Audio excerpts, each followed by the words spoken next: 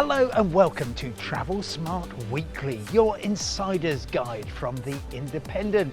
Each week we try to entertain, inform and inspire you about the industry of human happiness. Whether you're travelling on a strict budget or ready to splash out on that luxury trip of a lifetime, we've got the insider information on how to make the most of your time and money.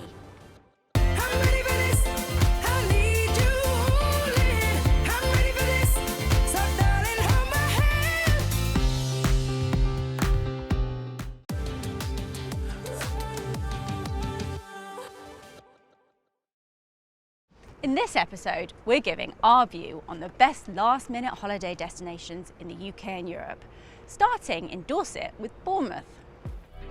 Bournemouth has a magnificent long beach with its very own surf spot, which is an artificial reef a mile east of Boscombe Pier.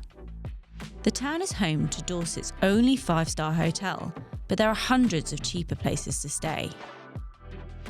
Poole Harbour is Europe's largest natural harbour and a fascinating place to take a wildlife tour, especially if you join one visiting Brownsea Island, home to red squirrels, a range of migrating birds and the original scout camp.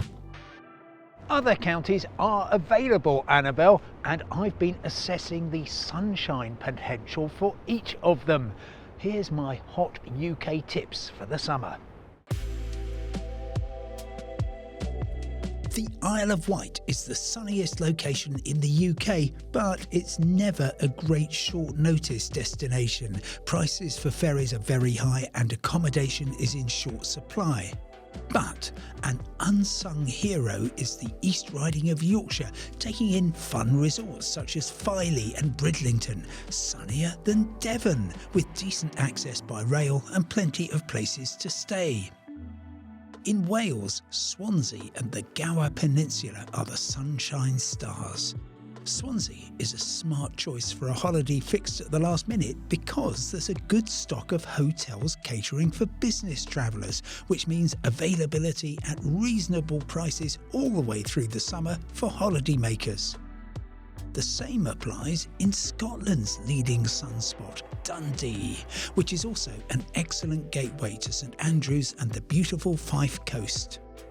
In Northern Ireland, stay east. The Ards Peninsula will bring you sunshine as well as plenty of short-notice self-catering accommodation and camping.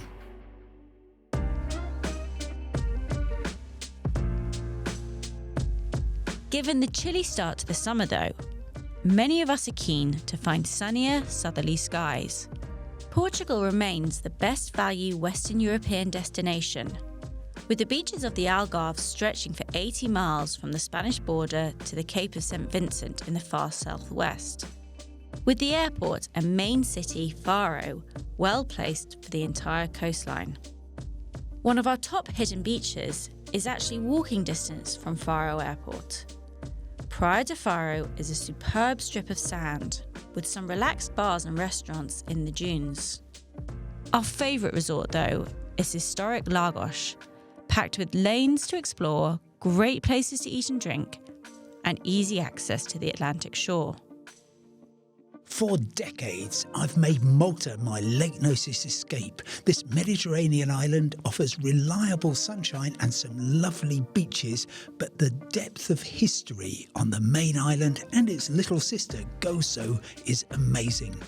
Getting around the European Union's smallest member state is a joy too, with some of the cheapest car rental in the Med and an excellent bus network based out of the dazzling capital city, Valletta.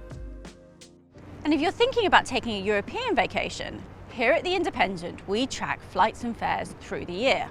It's a very interesting summer with strong demand to a wide range of Mediterranean destinations, together with limited supply because of well-documented problems at Boeing delivering new 737s and Airbus A320s. Some of their engines have issues too. And what effect will that have, Simon? Well, you would think that with limited supply and very strong demand, prices would go up, and indeed we saw predictions earlier this year of a 10% rise. But I get the sense that we've kind of reached a plateau. It's an annoyingly high plateau typically 25%, sometimes 30, 40, 50% more than before the pandemic. But even so, if you haven't yet booked, don't worry too much about fares soaring out of control.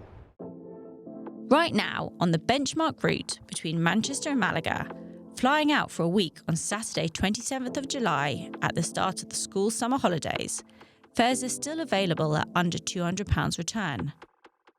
And for a package from Newcastle to Dalaman in Turkey, staying self-catering in some of the nearby resorts, we've seen prices as low as £400, including flights with luggage, transfers, and accommodation on those same peak dates. After the extreme heat in the Mediterranean last summer though, you may prefer to stay north and travel by road. If you live in the southern half of Britain and you have access to a car, just pack everyone in and get a ferry or Eurotunnel to northern France.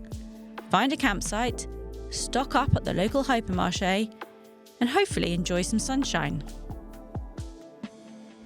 If you're lucky enough to live in the north of England, then you can play cross-border hopscotch. It works like this. In Scotland, the schools broke up at the end of June, and most of them will be going back by the middle of August. Therefore, in the last couple of weeks of August, you can cross the border to Scotland, fly out of Prestwick, Edinburgh or Glasgow airport and pay the off-peak holiday prices. We'll be back next week for another episode of Travel Smart Weekly, which you can watch online on the Independence mobile app or on your smart TV. And for the latest travel news, reviews and advice, go to independent.co.uk/travel. And of course, please check out my daily travel podcast.